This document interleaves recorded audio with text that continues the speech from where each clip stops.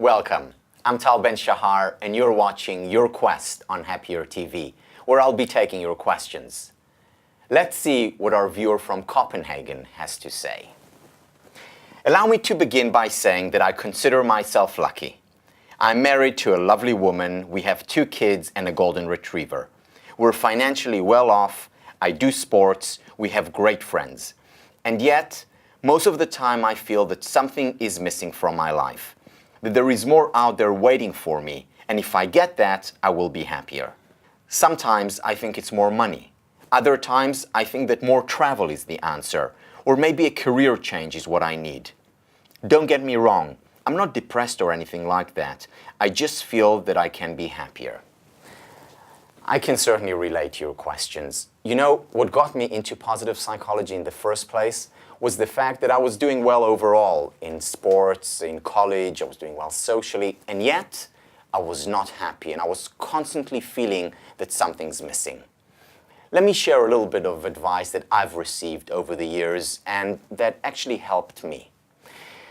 So, the first thing is to recognize that you're right.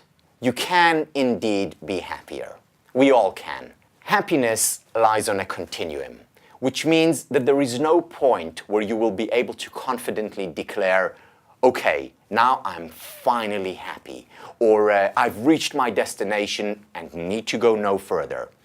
At best, you may be able to say, okay, now I'm happier than I was so-and-so years ago.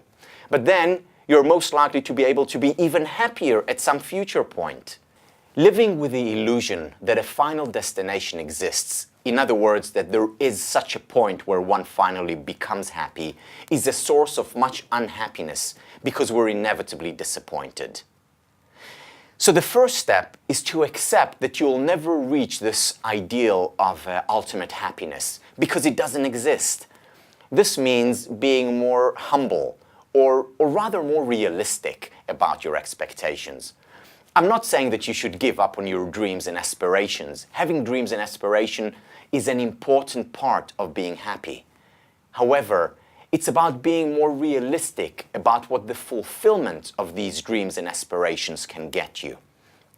At best, the fulfillment of a dream can lead to a short-term high, not a permanent state of happiness.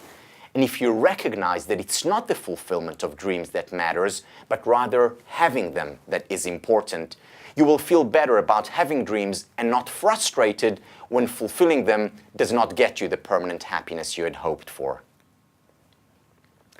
Another important antidote to what psychologist Nathaniel Branden calls the nothing is enough syndrome, which I certainly suffered from, is appreciation. Learning to appreciate what you already have is a key to a happy life. Not just appreciation in theory, but to really appreciate, to truly savor what you have. If you spend a few minutes each day expressing gratitude and savoring those things that you do have, whether it's your family or work or even a lovely tree on your street, you can learn to enjoy what is rather than experience discontent because of what is not.